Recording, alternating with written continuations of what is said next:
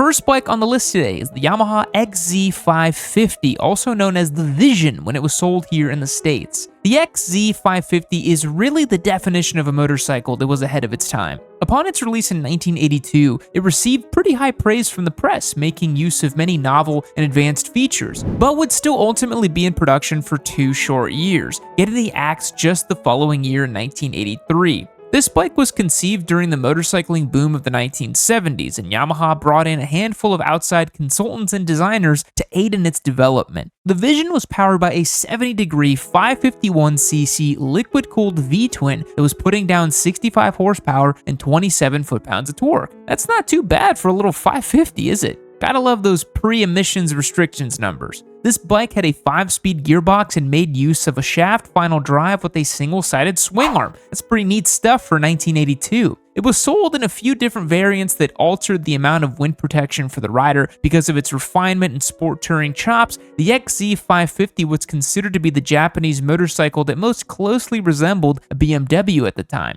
Say what you will about BMWs nowadays, but they were pretty ahead of the curve when it came to motorcycle advancements in the early 80s. The first year of the Yamaha Vision had some quirks, including choppy fueling and limp suspension, and while those were quickly fixed for the 1983 year, its fate had unfortunately been sealed. The XZ550 was maybe too refined for the average buyer at the time, who could not justify the higher-than-normal price tag for European-inspired character and refinement when value-driven, tried-and-true UJM platforms were plentiful. But it's a pretty cool little motorcycle. Speaking of European refinement, as I mentioned, BMW was really a front-runner in implementing new tech on their motorcycles. They were some of the first to popularize fuel injection, ABS, amongst other sport touring creature comforts found on their K-series bikes. BMW had a leg up in a lot of ways, being able to borrow much of this tech from the four-wheeled vehicles in their production and having the premium brand cachet that allowed them to charge higher prices in exchange for more advanced bikes. The BMW K100 created a lot of new standards for sport touring machines when they first came out in 1982. It was produced for 10 years, and the Flying Brick still maintains a bit of a legend status today.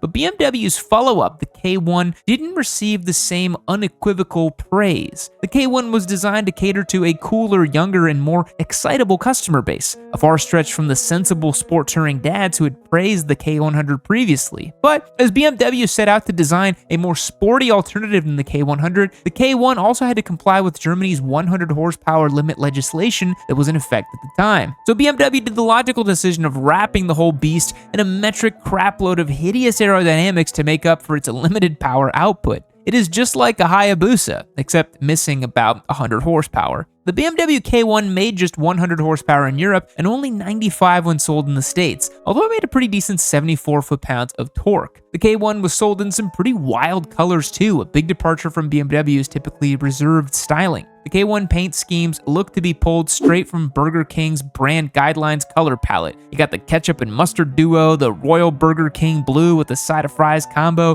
BMW was tailoring this bike for younger demographics, and they thought, what do young Americans like? Fast food hamburgers. Let's make it look like that. The K1 discontinued in 1991, and only about 7,000 units were ever produced. But when it debuted in 1988, it did have the lowest drag coefficient of any motorcycle on the market, which is kinda cool. It foreshadowed the big, bulbous, open-class sport bikes that would come in the following decade, but it was just built too soon and forced to contend with power limitations that made its existence somewhat pointless. But this is sort of like a proto-Busa when you think about it.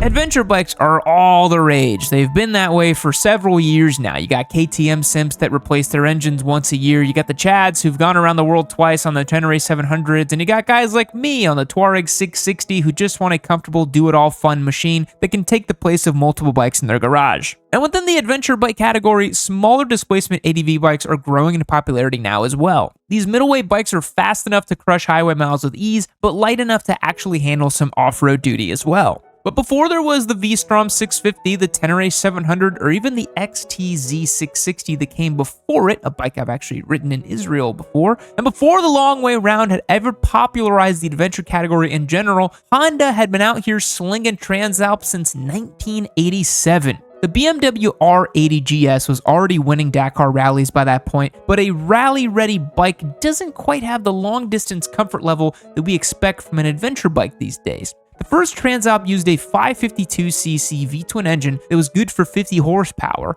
a motor that would honestly feel really good in today's chassis as well. 550cc's V-twin 50 horsepower, that sounds good to me. Unlike a lot of the big single-cylinder dual-sport bikes of the time, the TransAlp was arguably the most well-equipped for this early version of adventure riding. It had a large gas tank, big fairing, and was capable of a top speed of 110 miles an hour. For reference, a DR650 will barely crest 80, and a KLR doesn't do much better, even if you skipped lunch and had the wind on your back. The OG TransAlp didn't see much action here in the States, but it was a beloved model in Europe, specifically France and Italy, where it has remained in production all the way through modern day, undergoing numerous updates. The TransAlp has been reinvented with the new 750 parallel twin model, which has been brought back to America for the first time in over 30 years. But the original TransAlp was certainly ahead of its time when it comes to middleweight adventure bikes. That was a good formula then, and it's even better now. But since we're on the topic, there's no shortage of adventure-styled sport touring bikes on the market today. You got bikes like the Triumph Tiger or the Ducati Multistrada that adopt the comfortable ergonomics and rugged appeal of an adventure bike while being much better suited for long-distance riding on paved roads.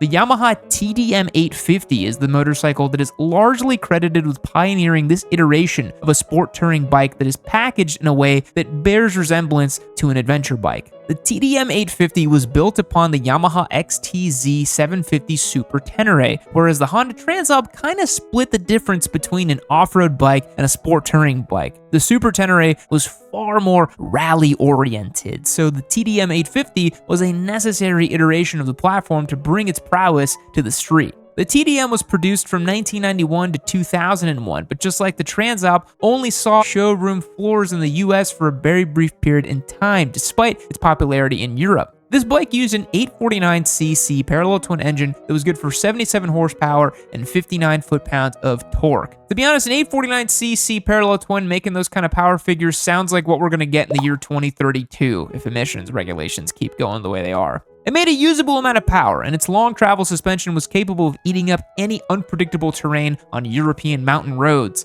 Not only was the TDM850 ahead of its time in regards to the overall style and use case, the second generation even used a 270-degree firing order, making it tied to the position of Yamaha's first production engine to use 270-degree firing orders alongside the TRX 850 that used the same engine. That bike was probably ahead of its time as well. It had a stripped-back V-twin sport bike, kind of a Japanese version of a Ducati Super Sport, but it only had a 5-year production run, probably because the SV650 came out, and that really was the better Japanese Ducati.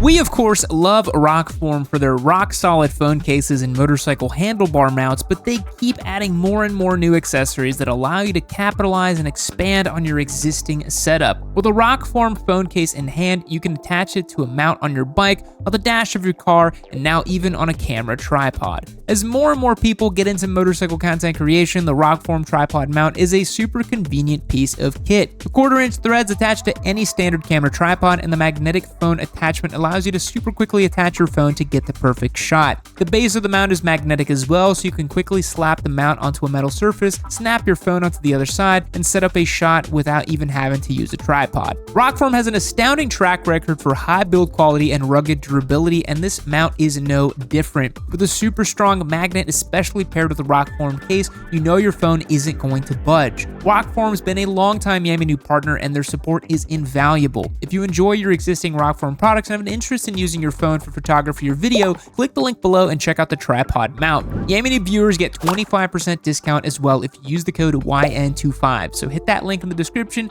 use that code YN25 for 25% off.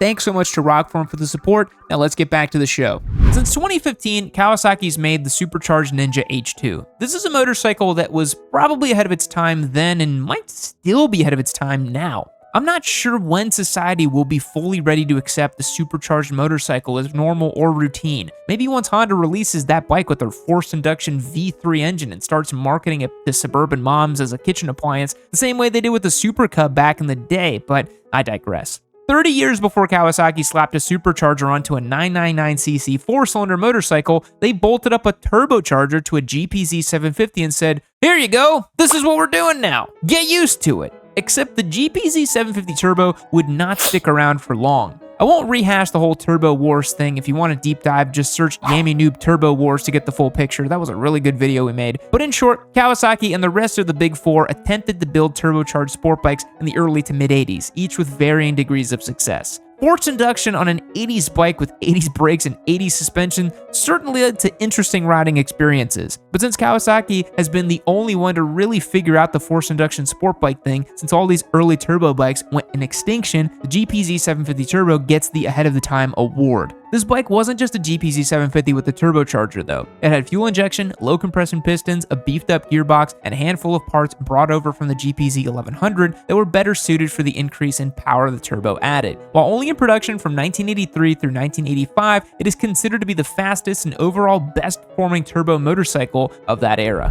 V4 engines are all the rage in Grand Prix motorcycle racing, but only a select few street legal motorcycles have ever been worthy enough to use a V4 power plant. You've of course got your Panigale V4s, RS V4s, or even the venerable Yamaha VMAX, but one of the very first V4 street bikes was the Honda VF750. And some of you newer riders might not realize that Honda was very correlated with V4 engines for a long time. The first VF750 came out in 1983, and it was actually one of the few motorcycles from Honda being known to have poor reliability. Between 1983 and 1985, there were issues with the castings of the camshafts that led to extreme and excessive cam wear relatively early in the engine life. This bike was ahead of the time because KTM didn't adopt this type of early engine wear until the 2010s. I'm just joking, of course. Honda was so concerned over a loss of trust with their customers, they went hard updating and improving the bike, so that the subsequent VFR 750 in 1986 became known as one of the best street-oriented sport bikes of all time. The VFR was produced in some capacity until 2021, though sales halted in the US by 2009.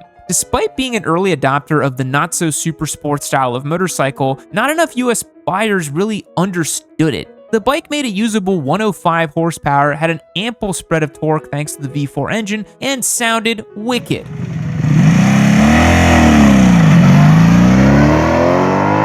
It had relatively comfortable ergonomics that favored all-day street riding over a super aggressive track-ready stance. I imagine American riders of the mid-2000s thought, why would I buy a slower, comfortable Honda when I could just get a Gixxer Thau instead? But now, in retrospect, the VFR was a pioneer in the style of street-oriented sport bikes that we're seeing replace traditional race-bred super sports in the market today. And the last bike on the list today is actually two bikes, technically, the Suzuki TL1000S and the TL1000R. In the modern motorcycle market, we're seeing cross-platforming everywhere. There are plenty of fully fared motorcycles that are built around the engines that existed from naked bikes. Yamaha's soon-to-be-released R9 is based on the MT-09. The KTM RC990R is built alongside the Duke 990 platform, and so on. Back in 1998, Suzuki built the TL1000R alongside the TL1000S naked bike, utilizing the same 996cc V-twin engine. The TL1000S was a V-twin powered naked bike that actually predated the SV650 by a whole year.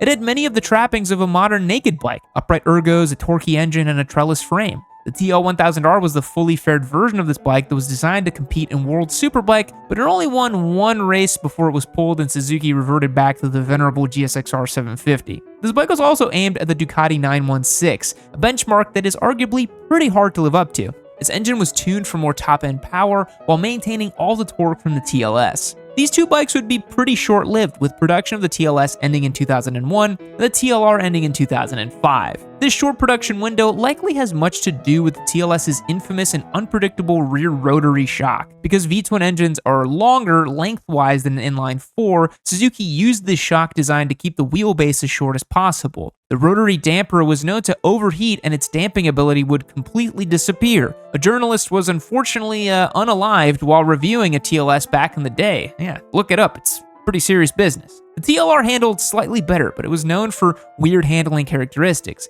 It was heavier, had odd-sized tires, and aggressive steering damper that made it uncooperative in turning. While these two bikes are really cool and were early examples of cross-platforming a naked bike into a sport bike, inline 4s were still at their peak of their powers in this time, and the TLS and the TLR were just not long for this world. But when you look back on it, it's kind of what everyone's doing now. Thanks for making it all the way to the end. I hope you managed to stay sane in this winter if you're not able to ride. Remember, spring is coming right around the corner and motorcycling is eternal. If you enjoyed this video, be sure to subscribe. We got tons of new giveaway bikes coming in the pipeline, new content formats, and a whole other exciting things coming to the channel that you don't want to miss out on. Thanks again for watching. I will see you guys later.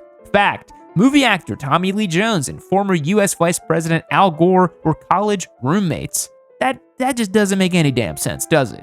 Goodbye. All right, everybody, our time is up here on this video. I hope you had fun. If you want to keep the fun going, become a member on Yamity.co. You can join the Discord server, ask me questions, hang out with me, submit stuff for the live stream, and best of all, get entered to win our amazing giveaway bikes. This Triumph Street Triple 765 is our newest giveaway bike. Make sure you get entered to win, because do you want to miss this? I wouldn't want to miss. I want to keep this bike, honestly, but I can't. I have to give it away to somebody, so why not make it you?